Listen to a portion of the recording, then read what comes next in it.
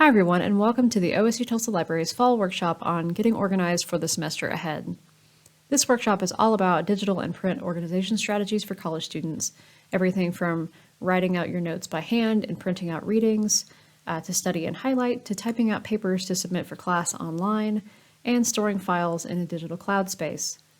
When it comes to managing your data, saving time, and staying on target for the semester, getting organized and staying organized is key.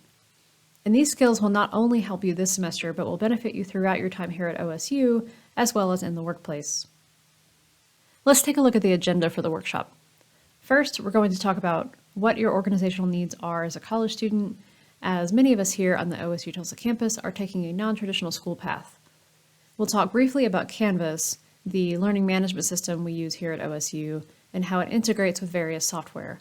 We'll talk about the pros and cons of paper and digital files, and strategies and how you can utilize both. We'll look at different types of cloud storage, such as OneDrive, which you have access to as an OSU student.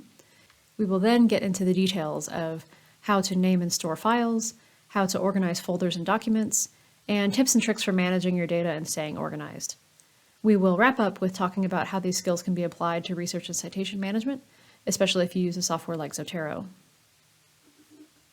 Okay, so you're back in school. You have piles of papers due, you're overwhelmed, and everything demands your time and attention. Sound familiar? Our campus is full of transfer students and non-traditional students coming from many different paths and walks of life. Here are some statements I've heard from several students just in the past year alone. I've been out of college for over a decade. This technology is all new to me. I'm used to printing out all my papers.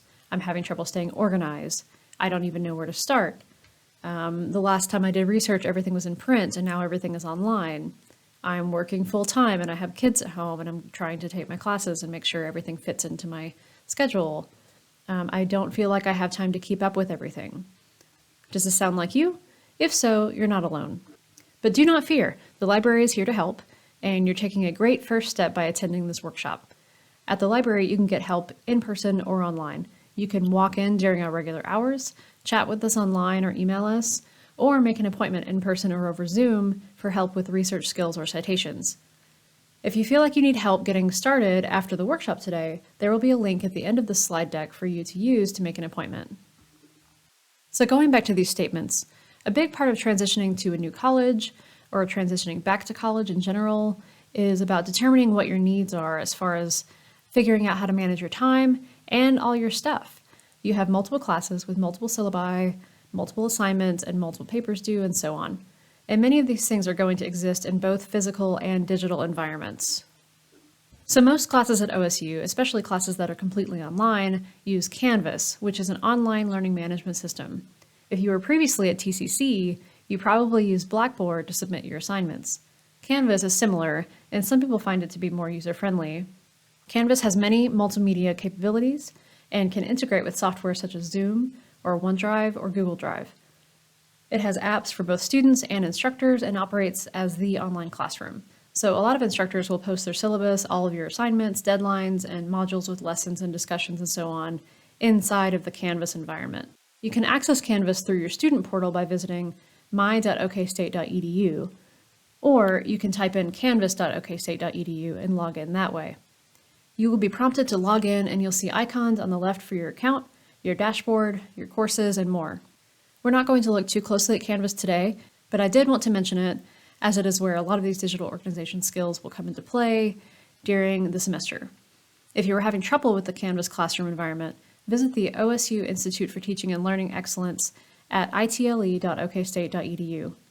They have multiple videos and handouts that will help with using Canvas, as well as a support hotline if you need individual help. So you'll most likely be using Canvas as your online classroom, but everything you do to prepare your notes, papers, and assignments is probably going to happen outside of Canvas. So let's talk about digital and print things. All of your classes are going to have preferred methods for how you submit assignments, papers, and projects. Your professor might say, please upload your paper as a Word document or a PDF into the assignment page on Canvas. Typically though, how you store your class notes, your syllabus, copies of your papers, and so on is really up to you as a student. So then you get to decide on how you want to organize everything for your classes. It can help to ask yourself these questions. What are the course and assignment requirements? What are my needs as a student?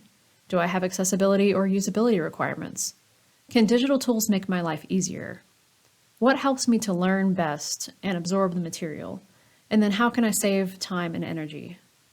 As far as learning and absorbing the material, many studies suggest that print text improve comprehension more than digital materials. Others suggest that there's no difference at all. It may largely depend on the individual.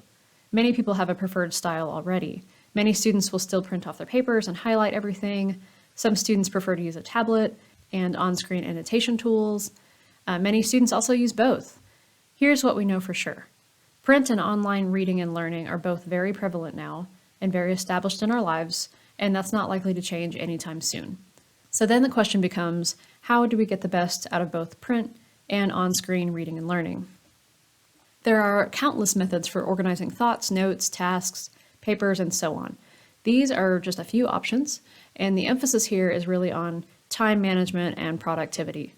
One tried and true method is keeping a detailed planner and a calendar to help you prioritize tasks and stay on track with assignments and due dates.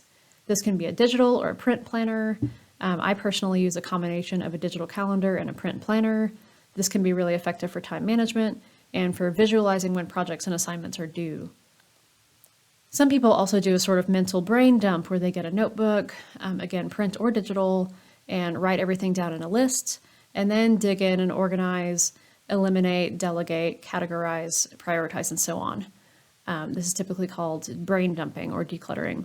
And this can be really helpful if you're feeling overwhelmed at the beginning of a project. You could also potentially use this method when trying to figure out how to outline a paper. There's also the get things done or get stuff done method, which is similar.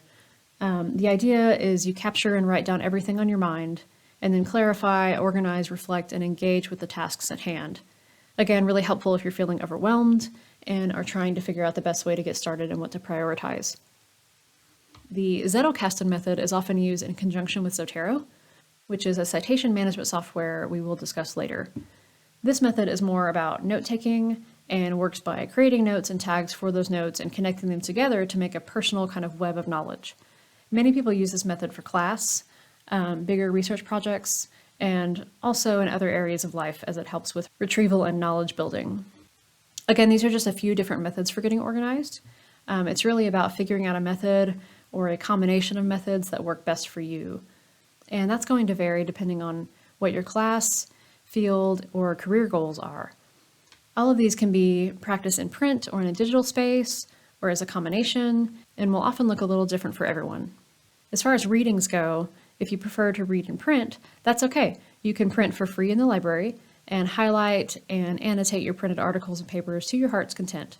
That being said, it's also a good idea to keep a digital copy of papers, readings, and other materials as a backup, and that's where cloud storage comes in.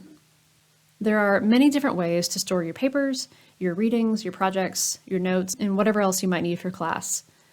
Even if you want to keep a print binder with the printed syllabus and tabs for readings, assignments, discussions, and so on, it's also really important to keep digital copies of things. Many people still use flash drives or thumb drives or a larger hard drive, and those are great. It's never a bad idea to have a hard copy backup, but it might not be the best idea to store everything you've ever written on a flash drive. Here's my undergraduate horror story. My senior year, I had a flash drive with my resume and all of my final papers and everything important on it. And I was at the library, and the flash drive broke off in my computer I was using. And so not only did I have a broken flash drive in a shared computer, I lost all of my papers.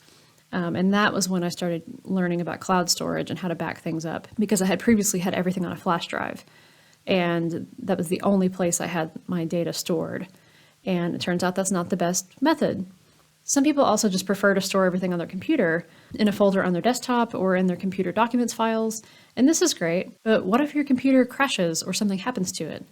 If you get a chance, come by the library and ask the OSU-Tulsa library director about the time her computer got struck by lightning, literally. And maybe you still want to do everything by hand or in print, and that's totally fine, but it's still a good idea to have a digital copy and have your data backed up, because accidents and emergencies do happen.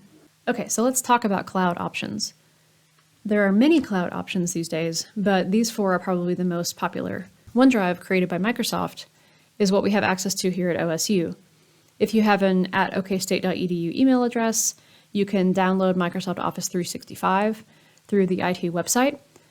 The quickest way to access OneDrive is from your Outlook email, either online or on the downloaded app, and I will demonstrate this shortly. As an OSU student, you have 1 terabyte of storage available to you until you graduate. So this is a really great option that I highly encourage you to use during your time here as a student. Google Drive is another cloud storage option. Google accounts come with 15 gigabytes of storage for Drive, Gmail, and Photos upon creating a free account. You can purchase more storage if you so choose. I personally prefer to use Google Drive, and I have for years, so I pay a nominal fee to increase my storage capacity for family photos and files and such. I came to OSU from a Google institution, so I was already pretty used to Google, and a lot of times it's about what you're used to and what you're familiar with. Many people have a Gmail account already, so in addition to their student accounts, which are through Outlook, so if you already have a Google email, you already have a Google Drive account as well.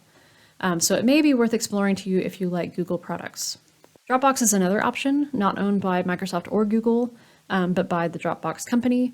It comes with 2 gigabytes of free storage with a basic account, and like the rest, you can pay for more storage if you'd like. Canvas integrates well with OneDrive, Google Drive, and Dropbox, which is great for file uploading. And then finally, iCloud, created by Apple.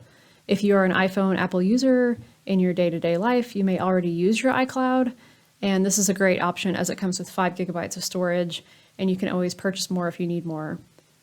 So many different cloud options, and with time, these online options might look quite a bit different, but right now these are great options. You can also just store things in your folders on your desktop, which I do often, but I will also usually create a digital backup in my cloud, and then I'll use the same sorting system for both folders on my desktop and in my cloud, so I have a backup. Here in a few minutes, I'll demonstrate OneDrive and Google Drive and a desktop folder, and I will show examples of file storage best practices. So moving on to folders, file types, and naming conventions. Much like the literal folders you might keep in a binder or in a file cabinet, Online Spaces adopted the file and folder system for online document storage purposes many years ago. On the left here is an example of someone's folder on their MacBook desktop, labeled Project.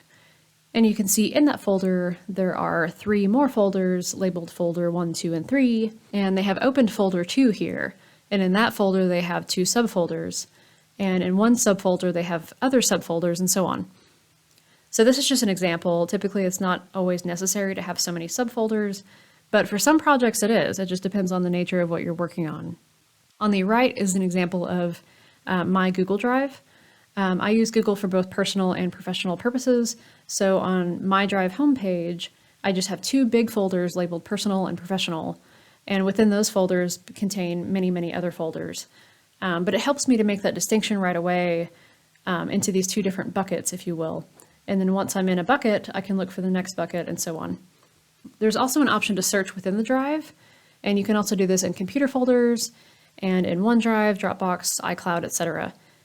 And if you've used a good solid naming convention, you should be able to find your file with ease while searching, and that's one great benefit of having a digital file space. Unlike paper files, which are just paper, online files can present as different file types. Listed here are common file type examples. This is by no means a comprehensive list of file types, but these are probably the most common file types that you will encounter as a student. At the top here, under Document and Presentation file types, we have a doc or docx file, which is a Word document file, a PDF or portable document format, which is another common file used for papers, a text file, which is often used in coding or with Microsoft Excel, an XLS or XLSX file, which is an Excel spreadsheet file, and then a PPT or PPTX file, which is a PowerPoint presentation. Again, this is not a full list of all document and presentation types, but these are what you will most commonly see and use during your time here.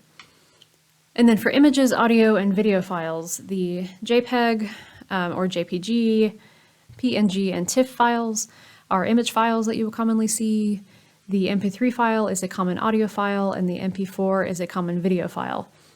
At some point during your time as a student, you may have to make a video for class, and those files will typically be stored or uploaded as MP4 files.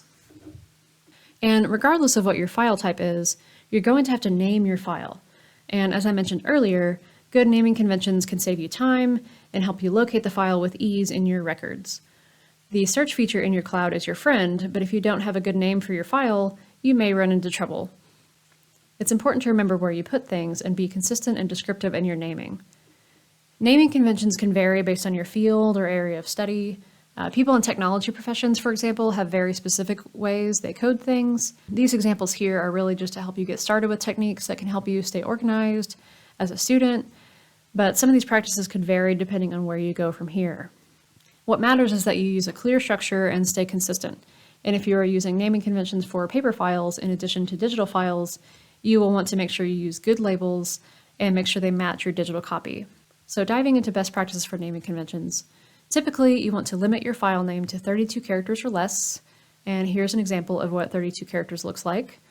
There are also do's and don'ts as far as what to use in your file name. Spaces, hyphens, dashes, periods, and special characters are typically not recommended. It is recommended that you use underscores and camel case to name files. Camel case is where two words are together and the first letter is typically lowercase, and then the next word is uppercase, and it breaks it up so that it's readable and creates more visual space. Using a consistent date format is also important. The standard is the full 4-character year, the 2-character month, and then the 2-character date format. But for your own files, you can use whatever format you prefer.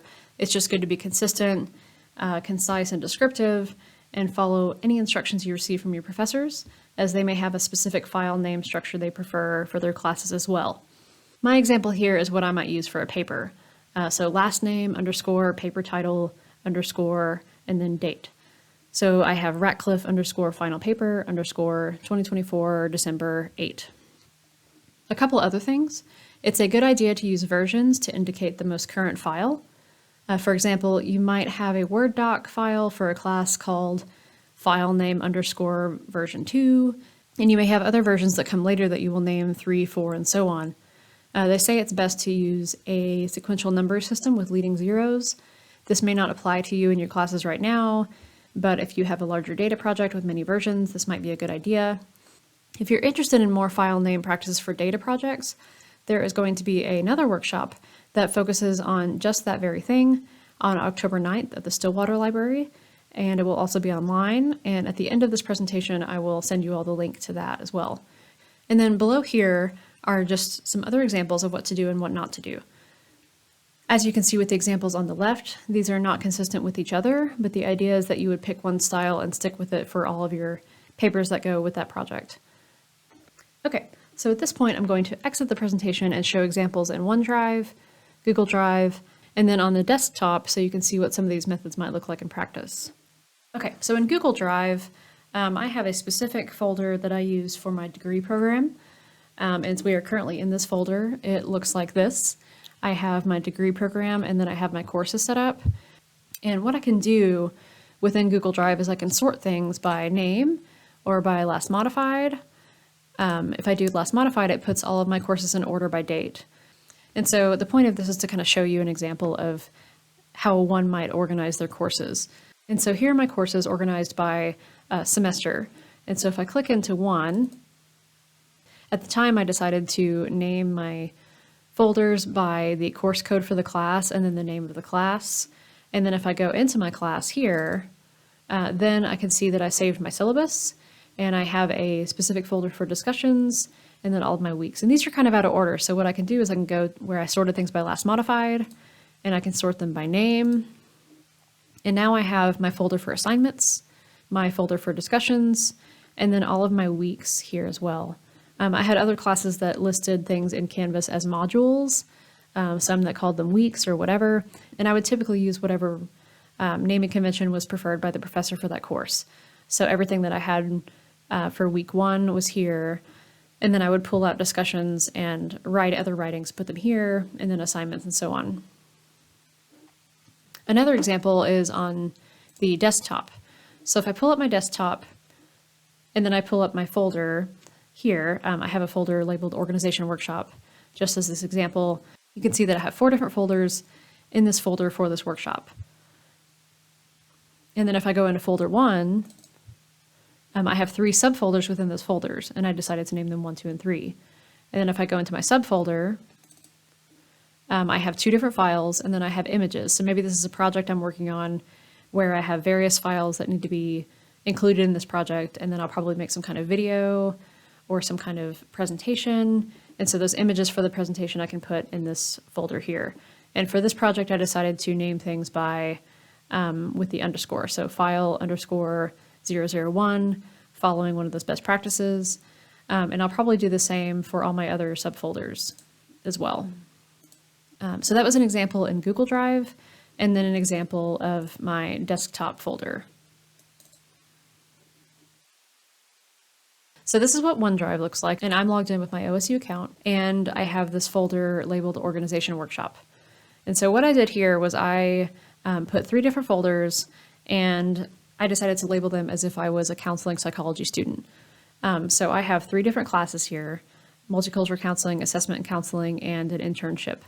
So this one I labeled a little bit differently by putting the first part of the course code an underscore, the second part of the course code another underscore, and then the name of the class.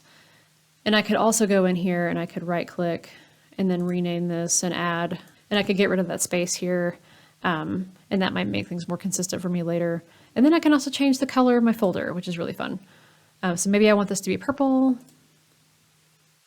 And then maybe I want to go in here and rename this and make sure my naming convention is correct.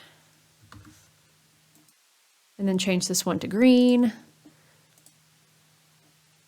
And then I'll do the same on this one. And I can just have fun with it and make it my own.